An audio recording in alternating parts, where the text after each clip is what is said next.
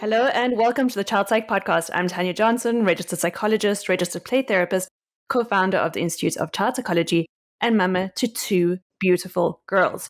Today we are thrilled to be interviewing Constable Scott Sterling and Constable Stephanie Bosch from the Internet Child Exploitation Unit. Today we're going to be talking about how to keep your kids safe online. Welcome, Scott, and welcome, Stephanie.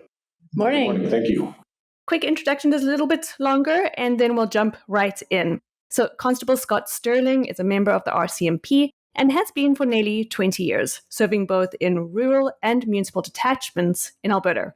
After 12 years in frontline policing, Scott joined the Integrated National Security Enforcement Team, spending 5 years as part of this federal team tasked with investigating terrorism offences in Canada. In 2022, Scott came over to the ICE unit and has found that despite the stigma that exists around the difficulty in investigating such subject matter, it is the most rewarding work of his career to date. And then Constable Stephanie Bosch. Stephanie has been a member of the Edmonton Police Service for 6 years, spending her first 3 years in general duty patrol before transitioning into a position as a community beat officer, serving the neighbourhoods of Alberta Avenue in Edmonton, Alberta. In September 2024, Stephanie became a member of the ICE unit's newly formed community engagement team.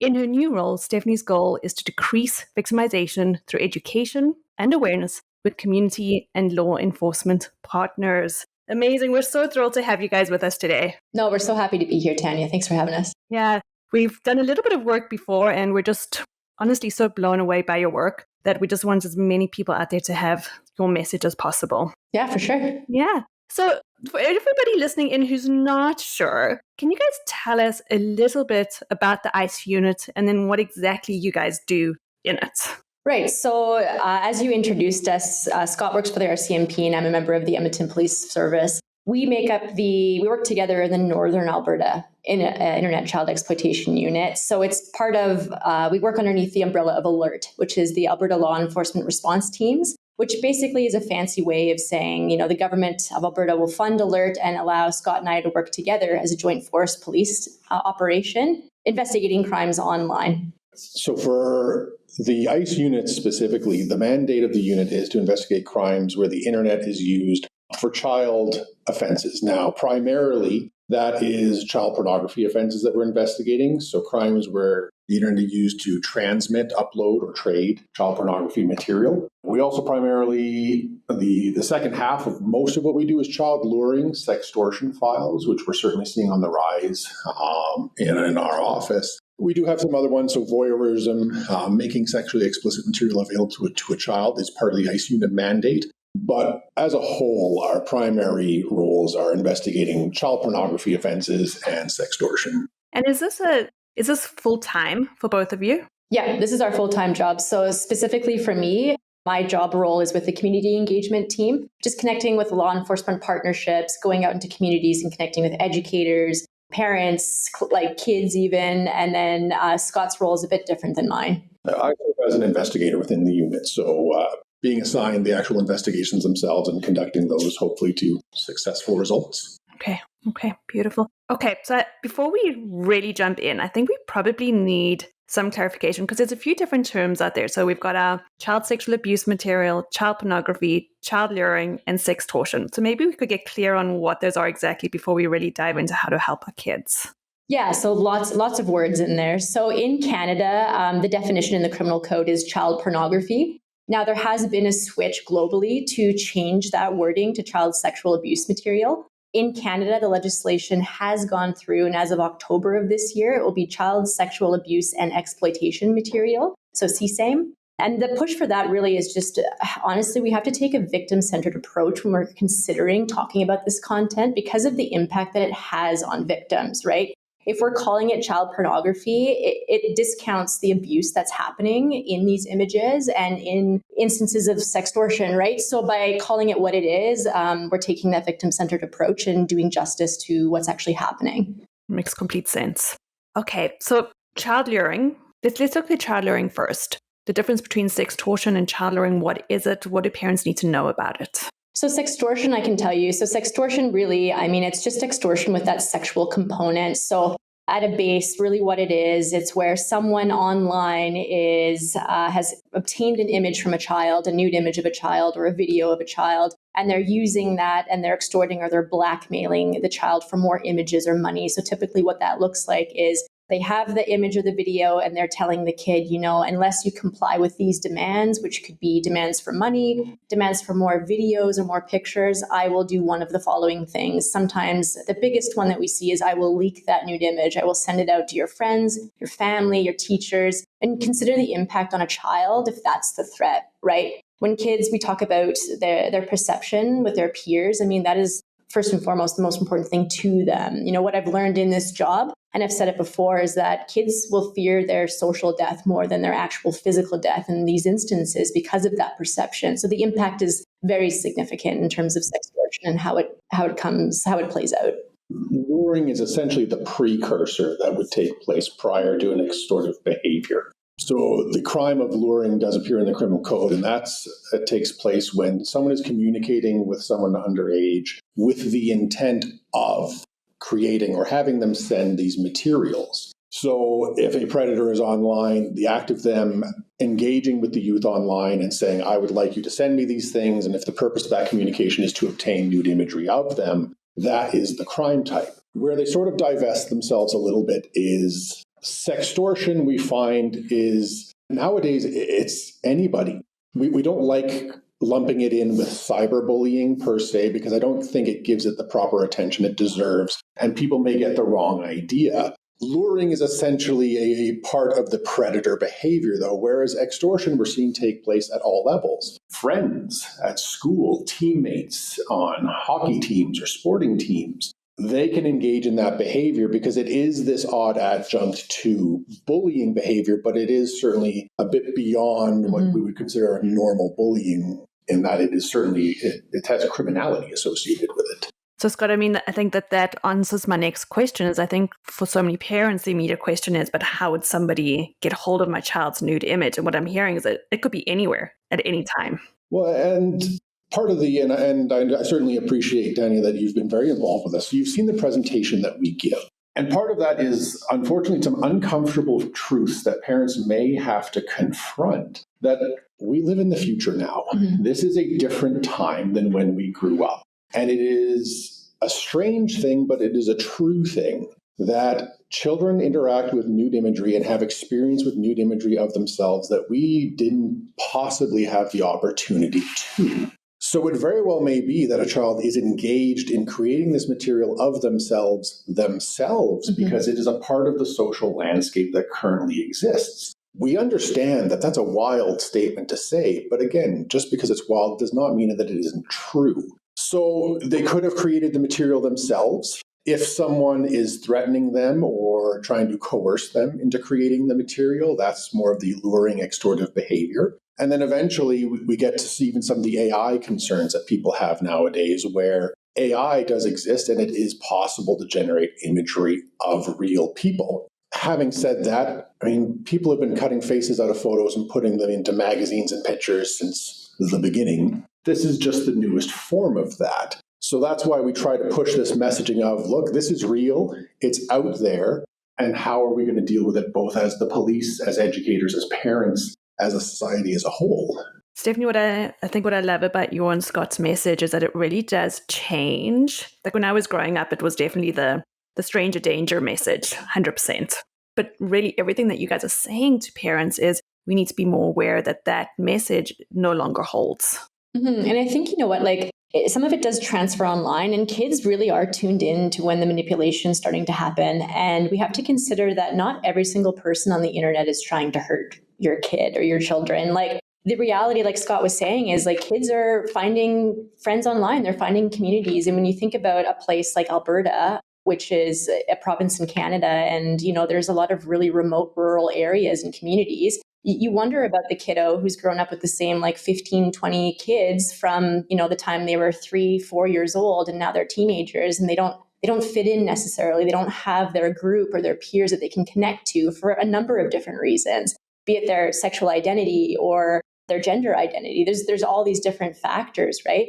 So if you're thinking about where are they finding their supports, I mean, kids are going online and they're finding those supports and they're finding those communities, and they can be good. So it's not inherently wrong or bad. It's just different and something we didn't grow up with. But of course, it comes with its own set of risks. But that's why it's important to teach those behaviors, right? Things to look out for, because you're right. You can pretend to be anyone online. So how do we navigate that as parents? I think it's also important, and one of the core principles of our messaging is at some point, we maybe have to take a step back as the grown-ups in all of this and get off our high horses just a little bit.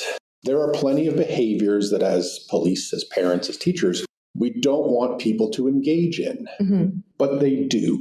And we are very limited sometimes that we can't stop it from happening in the first place. So what do? Where are we best served? And certainly I think within this space, having these difficult discussions about online exploitation, sending nudes, taking images of themselves, kids are doing this. People didn't want kids going out and drinking at bush parties, but they did.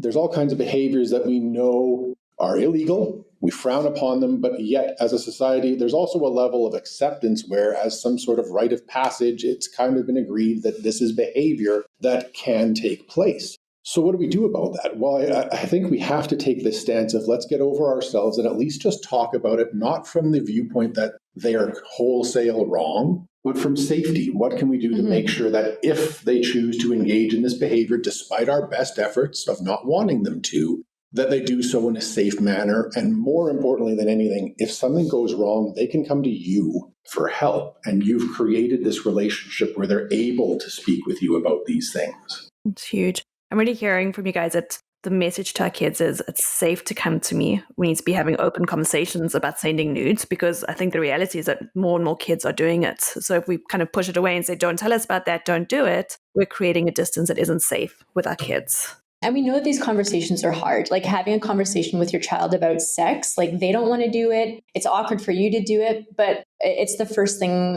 We have to start doing that. But we also have to consider that it's more of a holistic approach now. It's not just the sex talk anymore, because we have to incorporate what that looks like online. So sending nude images, connecting with maybe new people and forming romantic relationships with people online. Like it has to be all part of the same conversation. And even further to that, like Scott mentioned earlier, now we have to talk about AI as being part of that as well. So it's not just a one and done a conversation that we have, and it's going to be uncomfortable for everyone involved, but it's so important for those conversations to be ongoing because things change. As kids grow up and they mature, their relationships are going to evolve as well. It's also important too that for your listeners, like go easy on yourselves. This is new for every single person on the planet. When we talk about the conversations that need to be had, one of the concepts we introduce is the responsibility that you hold with someone else's nude image. If someone chooses to share that with you, you hold a moral, ethic, legal responsibility for that image.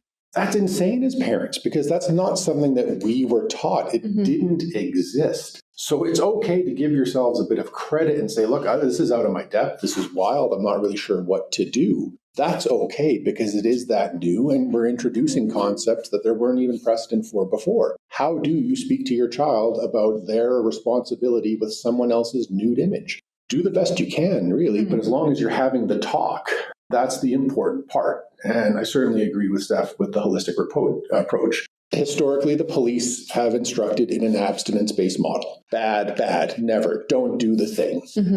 It doesn't always work. So what's more important, that we show up, say bad, never, or we show up and say, look, despite our best efforts, you may. How can you make sure that you're going to be safe, and who can you identify that you can turn to if things go wrong? That's the most important thing as parents. We need to make sure that they're going to be okay. I think that's beautiful. I love that. And I love the conversation around identifying who are your safe people. It doesn't necessarily have to be mom. I've got 2 little girls. It doesn't have to be mom, but who could you go to if things do go sideways?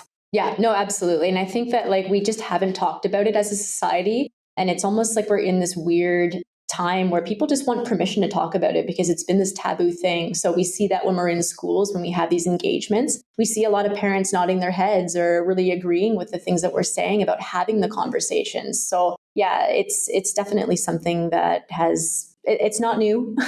It's just we need to start talking about it so it becomes more normalized, so we can all work together to have the conversations and make it easier for the kids to come to us. Steph and Scott, what do you think are the primary reasons why kids don't go to their parents? Because any parent, me, I'm like, oh, I'd really hope that my girls would come to me and talk to me, but maybe they wouldn't. What do you think stops kids from going to their parents? Well, kind of just based off of what I just said, I mean, like we haven't been talking about it, but we do know that there's tons of shame and embarrassment around talking to your parents around, hey, I have a nude image out there. I took a nude image. And I think historically it's because we've told kids, like, you shouldn't have sent the nude in the first place. Like, why would you ever do that? So automatically there's this inference that they're to blame, right? And that's horrible. We haven't done these kids justice. It's not their fault that they've been taken advantage of, right? So I think because of that shame and the embarrassment, it's the barrier to them even speaking to an adult. But then further to that, the consequences, right? I mean, we know how connected kids are to their phones because of their social lives and how integrated it is. So the fear of having their phone taken away might be the thing that,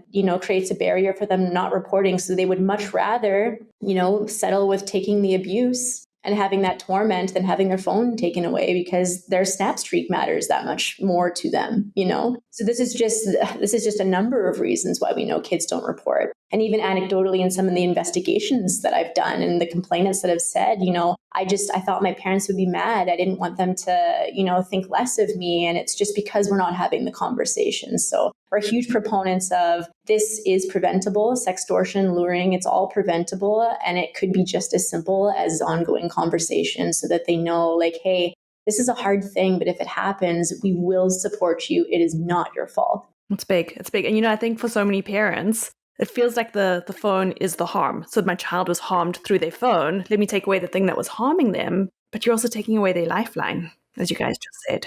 Okay, so a parent finds out that their child's nude image has actually been leaked. What are the first few steps that we're doing? What are we doing in that instance?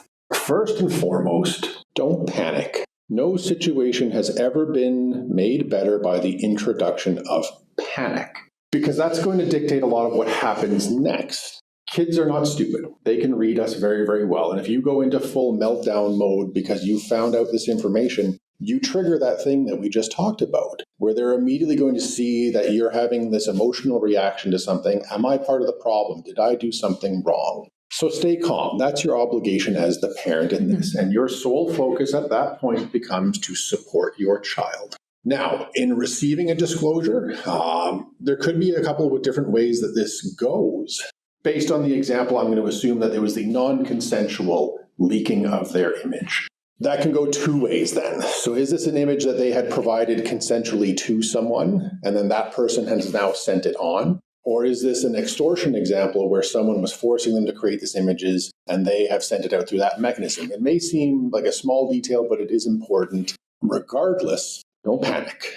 Support the child first. Your next option is immediately call the police. This is what we're here for. This is what we do. For some simple things to think of, we would ask, don't delete things on your phone. The contents of that phone is evidence at that point of a criminal investigation. So I'd much prefer that you don't destroy that evidence.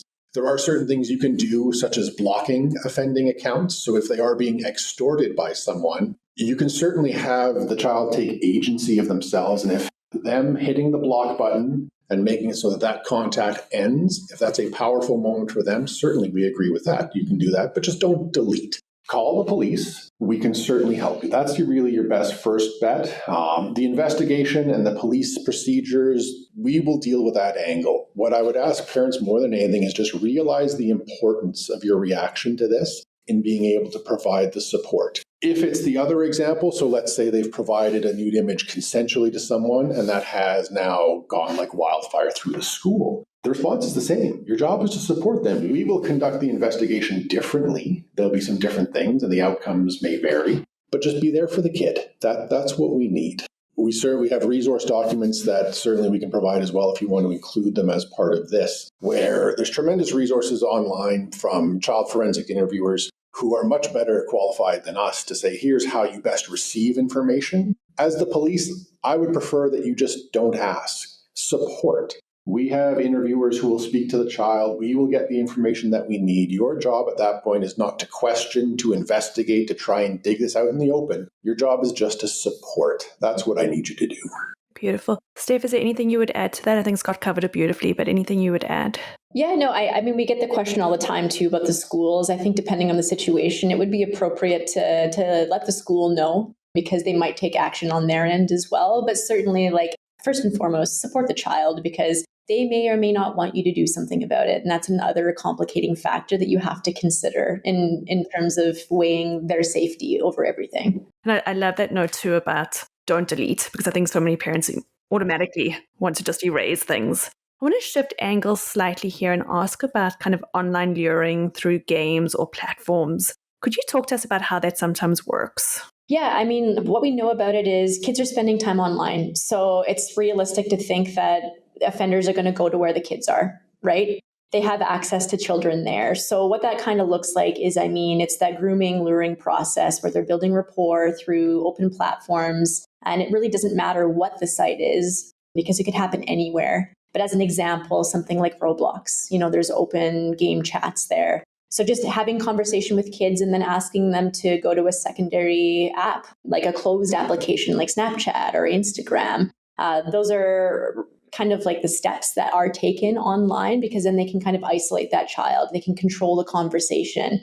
And then the grooming begins, right? All the manipulation starts. And it happens in a place that's kind of closed doors. It's not out in the open. So, and I know sometimes parents are immediately in your presentations that I've been in, the two questions I hear always are, what apps should my child not be on? And then the other question that always comes up is, when should my child get a phone? Those are the two that come up every time. So I know there's a whole lot of parents right now who are going to ask you about the apps. Well, quite simply put, there is no such thing as a bad app. There is just the bad behavior that occurs on any given app. Roblox is a tremendously popular game now. 6 months from now, it may not be, but the behaviors will not change. So it's irrelevant what the platform is. What was once Club Penguin becomes Roblox. Roblox is Fortnite. Fortnite becomes whatever is next. So the platform doesn't matter. It's the behaviors that matter. And that's the conversations that need to be had. So responsible digital citizenship, the difference between online friends and real life friends, the difference between online acquaintances, real life acquaintances. What is acceptable information to share about yourself online? Is it ever okay to share photos of yourself online?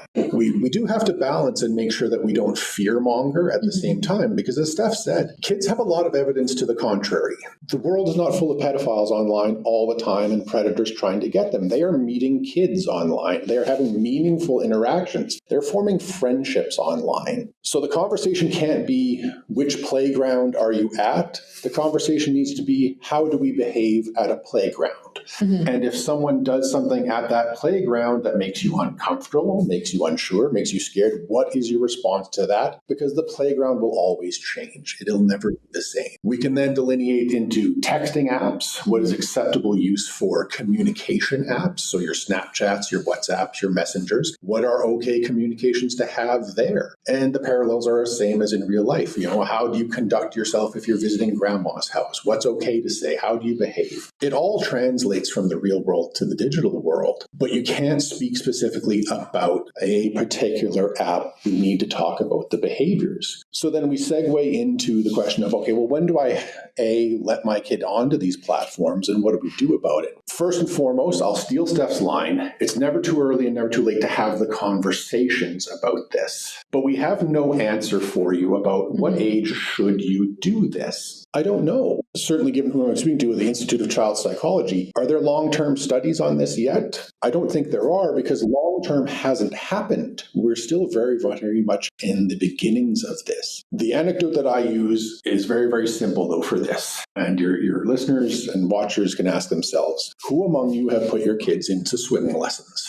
And the question there becomes, why? Well, it's quite simple. If your child encounters the water and they are not prepared with the tools to deal with it, they can die. So what do? Well, we created swimming lessons, and they're great. We start young, and then we make it a very positive environment. They play games, they build skills, they build confidence. Why would we not apply that model to this? There are competing schools of thought. By way of example, so Australia has legislation that kids under the age of 16 can't access social media. They may be correct. I would contend, though, that, okay, so at 16, they're allowed to go in the water now. Have we given them the tools to navigate this? So what age should they be allowed on this? I don't know. And I don't know that there is a correct answer to this. From my seat, I would say it's never too early to start the conversations and start building those tools, though, because you won't have control all the time over where they are. Your household rules may be that they can't go on Roblox. So they may go to their friend's house and play Roblox all day. If you've equipped them with those tools, they are prepared to meet the scenario as it occurs. Beautiful. I love it. And you know what I love about that, Scott and Steph, is that we take away the focus on the phone as per se and more about the conversations and about that citizenship. Yeah, no, absolutely. And even just to add to Scott's point, like as a parent now, like I have a 4-year-old turning 5-year-old, and this is on my mind all of the time. And certainly it's not to the level of me speaking to her about online friendships. She's 5. She obviously doesn't have a device, but it's something that's been on my mind a lot since joining the unit, because I mean, you know, we're having conversations at her level about things that are going to apply one day. So the example is, you know, last Christmas, she asked me for a phone at bedtime, and that totally shocked me. My 4-year-old was asking me for a cell phone, but it's perfectly understandable because all she sees is mom with the phone all the time. It's very normal for her to see me with a cell phone, to have that. And when I asked her, you know, honey, why do you want a cell phone? Her response was, you know, my friend has a cell phone. And I'm thinking, okay, well, maybe it's just that her friend has a different relationship with her parents' cell phone. And that's why this conversation was had amongst 2 4-year-olds, right? But I mean, you know, these conversations can start that early. And it doesn't mean I'm going to be giving my daughter a phone, but you're laying that foundation. You're laying the framework for one day, you know, when they have access to a tablet and they're watching YouTube or they're doing something, they know that it's kind of that slow boil. You know, you've had these conversations. It's normal to them. It's not just one day when they're 16. Here you go. Good luck. Right? Beautiful. Scott and Steph, any finishing words for everybody listening out there, for all of our parents listening? I mean, I know we drive this home a lot, but I just have the conversations. I know that they're tough, and I know that there's no easy way to do it, but just try not to fearmonger this. I think you just need to lean in and be vulnerable and have them, because kids, it's so hard for them to talk about this, and we owe it to them to make it that much easier. From the policing side, I need your help. This is something that as a parent, you can have a meaningful impact on. You may not be able to help me with what we traditionally consider the investigations in the ICE unit. So the guy in the basement trading child sexual abuse material. But you can help me with the child luring and the extortion. And I truly mean that, because it starts here. This is not something that we will fix. But if we do a better job now with our kids, they will have the tools to raise their kids in maybe a more positive environment where they have these conversations more easily. And that's when we're going to start to really see the change. But the burden is on us right now to get it right and do a better job than we have been. And we understand it's awkward. It may be contrary to some of your parenting styles to this point, but this is something you can do to help me and make a meaningful difference in the future of child exploitation. And I really need you to do it. Scott, Steph, such a powerful message, and so clear, crystal clear. Like there's no ambiguity around what actually needs to happen. Thank you so much. No, thank you. You're very welcome.